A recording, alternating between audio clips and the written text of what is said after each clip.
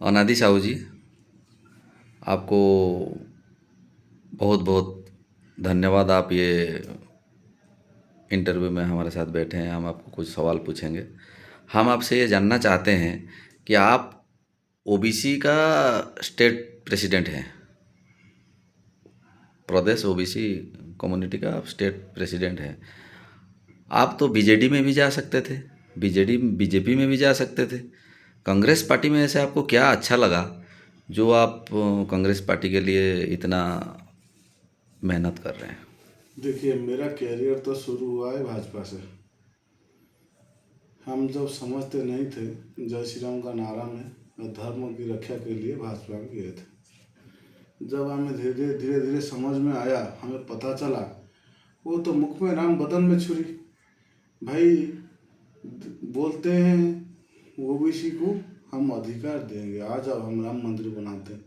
लेकिन ओबीसी का बच्चा कैसे पाठ पढ़ेगा या नौकरी करेगा या समाज में आगे बढ़ेगा, उसका तो कोई चिंता नहीं है। ऊपर से हमें बोलते हैं बंटोगे तो कटोगे। और रही बात, भाजपा में छोड़ा, गया बिरजू जनता दल में। बिरजू जनता दल में हमारा साथ कोई न्याय नहीं हुआ। हमारे साथ ऊपर से छल किया गया। भाई, तुम्हें ओबीसी को हक देना नहीं था तो ओबीसी का फालतू का सर्वे क्यों करवाया?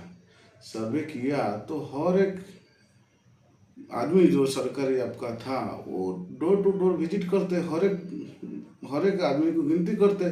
भाई, 100 आदमी का गिनती किया, हमें मिला 15 आदमी या 17 आदमी एससी, 23% मिले एसटी, जनरल कास्ट मिला इतना, कि मुस्लिम लोग मिले इतना, क्रिश्चियन लोग मिले इतना, बाकी तुम लोग जितना बचे हो उतना तुम ओबीसी। हम मान लेते। अपने खाली ओबीसी का सर्वे किया। ओबीसी का सर्वे किया, आप बोले कि 1 करोड़ 91 लाख आदमी ओबीसी में ओबीसी है। हो सकता है आपका बात सही है, लेकिन आपको पता कैसे चला वो 42% है? आपने तो पूरा आबादी का गिनती नहीं किया है। पुनः आपका पास कोई मशीनरी है? कैसे बता सकते हैं? इसका मतलब आपने हमें बेवकूफ़ बनाने के लिए ये सर्वे करवाया था कि भाई देखो, तुम 44% हो, 54% होते तो हमें तुम्हें 27% रिजर्वेशन दे देते। तुम हो नहीं, यही बताने के लिए आपने किया ना। बस इसी से हम समझ गए। रही बात कांग्रेस को आने का बाद, मल्लिकार्जुन खड़गे जी कांग्रेस का राष्ट्रीय सभापति होने का बाद कहीं कहीं ना कहीं उन्होंने गांधी परिवार को और राहुल गांधी जी, सोनिया जी को समझाने में समर्थ हुई है कि सामाजिक न्याय क्या है। इसीलिए राहुल जी ने कर्नाटक चुनाव जीतने के बाद वादा किया देश का साथ, हम सत्ता में आएंगे तो कास्ट बेस्ड सेंसस कराएंगे। हालांकि उनका कीमत उन्होंने चुकाया। तीन तीन स्टेट का गवर्नमेंट उनका चला गया। 3 में बनने वाला था, छत्तीसगढ़ में थे, राजस्थान में थे, मध्य प्रदेश में बनने वाला था, उनका चला गया। लेकिन हमने देखा वो अड़िग है और वो रंग लाया। यूपी बिहार में रंग लाया, महाराष्ट्र में भी रंग लाया, उनका सांसद बढ़े। ये अलग बात है, ईवीएम का क्या घोटाला हुआ या वोटर लिस्ट में क्या घोटाला हुआ, अलग बात है। लेकिन सोशल जस्टिस का आज अगर सारा भारत में कोई मसीहा है कास्ट बेस्ड सेंसस का, वो राहुल गांधी है। इसीलिए उनका नेतृत्व का समर्थन करके हम कांग्रेस ज्वाइन किए। चुनाव का पहले भी प्रेस कॉन्फ्रेंस हुआ था, वो हर एक प्रेस वाला ने हमें यही सवाल किया था, हम यही जवाब दिए थे। मतलब आप कांग्रेस का आइडियोलॉजी में बिलीव करके राहुल गांधी जी का जो न्याय का जो हाँ, सामाजिक सामाजिक न्याय का जो बात है, न्याय। और इसके लिए आप ज्वाइन किया। अच्छा, आप ओबीसी का नेता हैं। जी मैं हमारा देश में ओबीसी लोग सारा मिडिल क्लास होते हैं। जी। अभी देश में मिडिल क्लास लोगों का हालत कैसा है?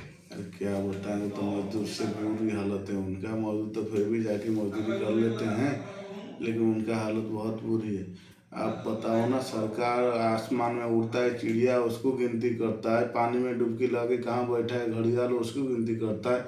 बीच समुद्र कहाँ डल्फिन है, उसे गिनती करता है।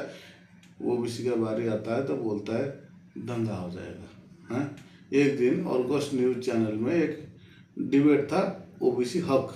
उसमें बीजेपी का आए हुए थे मुखपात्र सुब्रत बिस्वाल जी, बिरजू जनता दल का आए थे मानस बस्तिया, मैं था, मेरे संगठन ऑल उड़ीसा ओबीसी फेडरेशन का स्टेट प्रेसिडेंट का हिसाब से। कुछ साथी वहाँ अगल बगल का भी लोग थे। वो वहाँ बात चली कास्ट बेसिस का।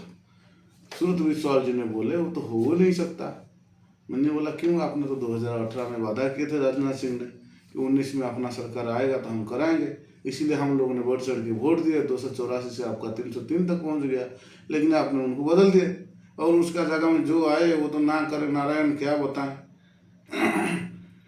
उनका नित्यानंद राय बोला सरकार के पास ऐसे प्रस्ताव ही नहीं था, क्या झूठ बोल दे होम मिनिस्टर ने पार्लियामेंट में। मतलब बीजेपी कभी जाति जनगणना कराएगी ही नहीं। अभी देखो ना, अभी ऑपरेशन सिंदूर का पहले इन्होंने बोले उनका सूचना प्रसारण मंत्री अश्विनी वैष्णव ने, और नरेंद्र मोदी जी का इशारा में, नरेंद्र मोदी जी का सहमत होगा तभी तो बोले होंगे, बोले कि 26 में हम कास्ट बेस्ड सेंसस कराएंगे।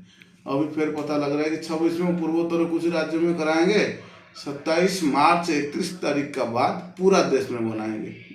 इसका मतलब ये मतलब हुआ ये ना, सब जुमला है। बिल्कुल इसका मतलब यही हुआ ना, जैसे 18 में हमें धोखा देकर वोट ले गए थे, ऐसे ही यूपी, उत्तराखंड, पंजाब, गोवा, मणिपुर यहीं पे वोट ले लेंगे, राष्ट्रपति के लिए उनका वोट हो जाएगा, उसके बाद हमारा सब फिर से धोखा होगा। ठीक है, बहुत बहुत धन्यवाद।